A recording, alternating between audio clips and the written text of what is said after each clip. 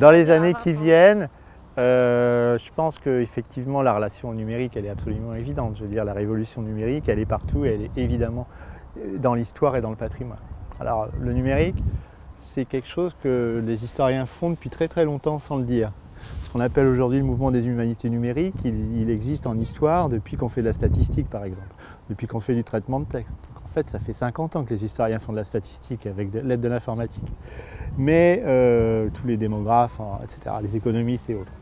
Mais au-delà de ça, ce qui est un peu nouveau, c'est que le numérique arrive dans des dimensions, via l'archéologie en particulier, dans des dimensions d'histoire de l'art. Les archéologues font du numérique et de la modélisation d'objets depuis plusieurs années maintenant. Donc on voit bien que cette approche-là, elle est très très claire. Après, je ne pense pas que le numérique réponde à tout en tant qu'objet numérique. Mais ce qui est intéressant, c'est que le numérique permet d'englober de la donnée. Et donc c'est cette fonction de mise en perspective de la donnée et de mise en relation qui est là. La nouveauté de la science aujourd'hui, et y compris dans le récit historien, c'est pas seulement de travailler sur du linéaire, sur un récit tu vois, de cause A, qui cause B, qui cause C, etc. Mais dire attention, le C il est en relation avec le B et le A, etc. Donc toute cette pensée en réseau qu'on a partout, elle est plus aujourd'hui sur des explications qui permettent de aussi raisonner autour du contexte. C'est très facile de faire un récit linéaire, encore faut-il être capable de l'écrire, mais entre guillemets c'est facile. Mais là, l'intérêt de la donnée et de la gestion de données en réseau, en lien, et de ce qu'on appelle le web sémantique aujourd'hui par exemple, c'est de travailler sur cette mise en relation des nœuds les uns par rapport aux autres et les nœuds des uns avec les autres de manière collective. Et quand on parle de patrimoine, on est bien obligé de se dire que finalement l'historien d'art, qui de manière tout à fait légitime pouvait travailler avant, je parle de l'historien d'art de manière un peu générique, mais ça pourrait être aussi d'autres personnes, il raisonnait en collection d'œuvres. Le musée raisonnait en collection.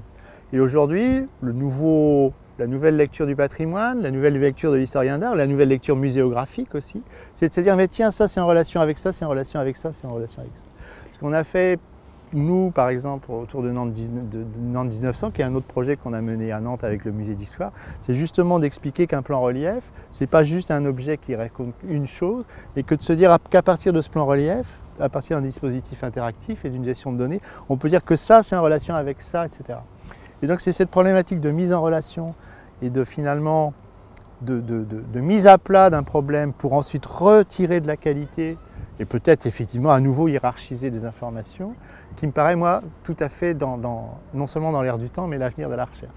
Cet objet-là, on peut en faire une base de données, on peut le contextualiser. On peut le mettre en relation avec les autres grues qu'on voit ici, avec la Loire, avec la grue jaune qu'on voyait tout à l'heure. Et on peut le mettre en relation avec les rails qu'on a ici. Et donc tout ça, c'est de la mise en relation qui n'est pas un récit seulement linéaire, qu'on peut essayer de traduire de manière linéaire.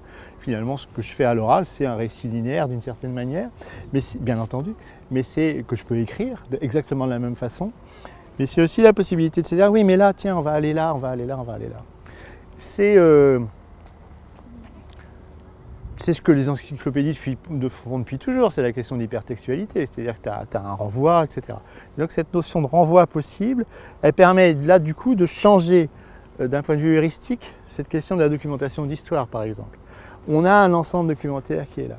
Et puis on a aussi j'en discutais il n'y a pas longtemps dans un colloque avec un collègue qui lui est plus classique dans son approche. Je lui dis mais oui, mais ton approche classique, elle va être intégrée à l'ensemble de la réflexion puisque ça peut faire partie d'une partie de la donnée, d'une des données du modèle.